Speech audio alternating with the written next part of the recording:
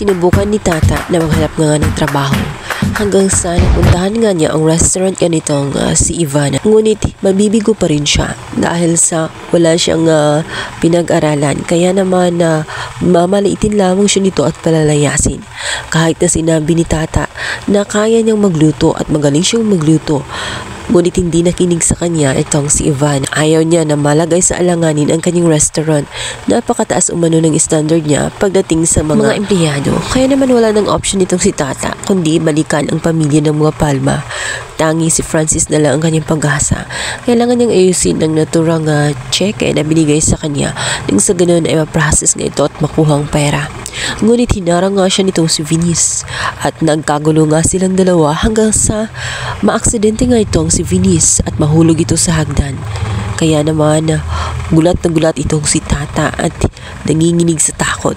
Hindi niya sinadya ang bagay na iyon. Sadyang may pagkamaldita nga itong si Venice kaya napilitan siya upang protektahan na rin ang kanyang sarili. Sa kabilang banda, nakauwi na nga itong si James mula sa ibang bansa dahil gusto nitong ipaalam sa lahat na valid ang kanilang kasal at invalid ang kasal ni Francis at nitong si Venice. Kaya siya pa rin ang nanatili at nag-iisang asawa.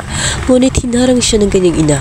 Ayaw nito na masira ang kanyang mga plano, lalo't may malaki siyang pagkakautang sa ibang tao at nagkakahalaga lang naman ng 250 million. At paano ito mababayaran kung si James ang pakikisamahan nga nito ang si Venice. Kaya naman hindi papayag ang kanyang ina. Agad na itinaboy siya at inilayo sa naturang mansyon.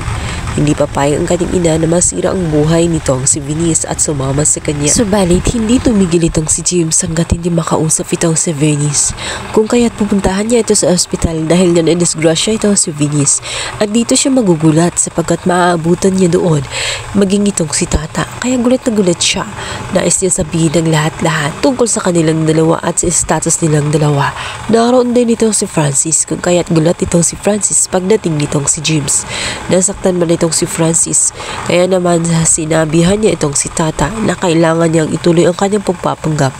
Lalo't sa sunod na araw ay kailangan niya ang presensya nga nitong si Tata dahil nga sa kautusan nga nitong si Sir Gob kung saan nais nito na magluto siyang muli ng batchoy.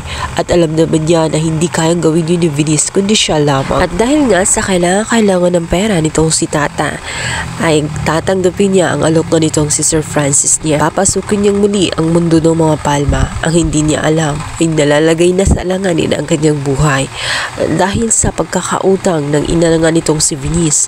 Kaya naman sa sasakyan pa lang ay may biglang taong haharang at gustong kunin nga itong si Venice dahil naniningil nga ito ng pagkakautang ng kanyang ina.